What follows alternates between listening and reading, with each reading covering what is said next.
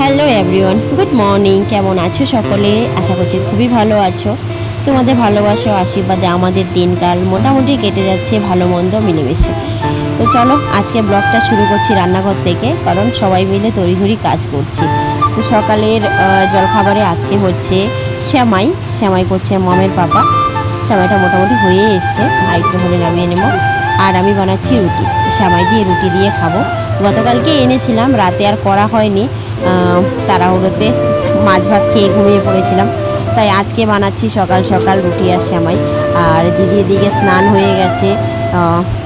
তো চলো সঙ্গে থাকো, সারাদিনের ব্লগটা দেখো। আর মেশোর জন্য খাবার পাঠাতে হবে, জাম্বুর জন্য খাবার পাঠাতে হবে, সের জন্য একটু তাড়াহুড়ো করছি। ওরা তো হসপিটালে চলে গেছে মেশোর কাছে। মেশোর একটা টেস্ট নাকি দিয়েছে ডাক্তারবাবু, সেই টেস্টটা করাবে বলে। তো দিদি যাবে খাবার নিয়ে। এই দেখো এদিকে খাবার কিন্তু রেডি।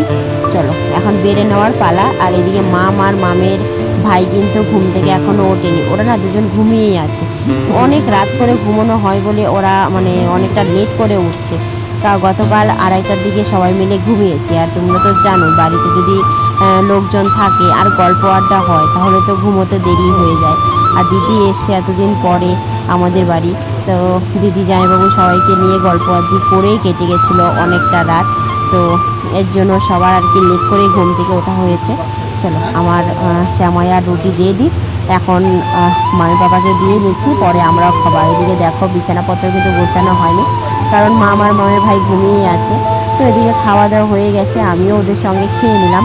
আবার দিদি এখন চলে যাচ্ছে হসপিটালে খাবার নিয়ে। দিদি যাচ্ছে আমার দেওরের সঙ্গে। মামের বাবা যাবে না, মায়ের বাবা দুপুরে ভাত নিয়ে যাবে আর কি। তো এখন দিদি চলে গেছে, আর মায়ের বাবা বাজারে চলে গেছিলো। বাজার থেকে নিয়ে এসেছে শাক, এটাকে কি বলে, কুন্দুল বলে না কি বলে, আমি সঠিক নামটা জানি না। তো ওটা ভাজা করেছিলাম।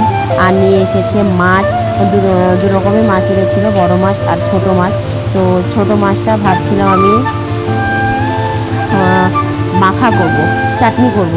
তো শুকনো লঙ্কা আর এসে দিয়ে, এটা ষাটি মাছ ছিল, ষাটি মাছের ঝোড়া বলে। দিদিদের বাড়িতে খেয়েছিলাম, তো আজকে আমাদের বাড়িতে যেহেতু এনেছে তাই ভাবলাম চলো ষাটি মাছ একটু ঝোড়া করে খাই। শুকনো লঙ্কা ভেজে তারপরে পেঁয়াজ কাঁচা লঙ্কা দিয়ে তারপরে মেখেছিলাম। আর এদিকে মশলাটা আমি বেটে রেখেছিলাম। মায়ের পাপা আমাকে একটু হাতে সাহায্য করছিল, মাছগুলি সুন্দর করে ভেজে সবজিটা আর কি রান্না করছিল। কারণ আমারও অনেক ধকল যাচ্ছে কিছুদিন থেকে, তাই মায়ের পাপা একটু হেল্প করে দিচ্ছিল।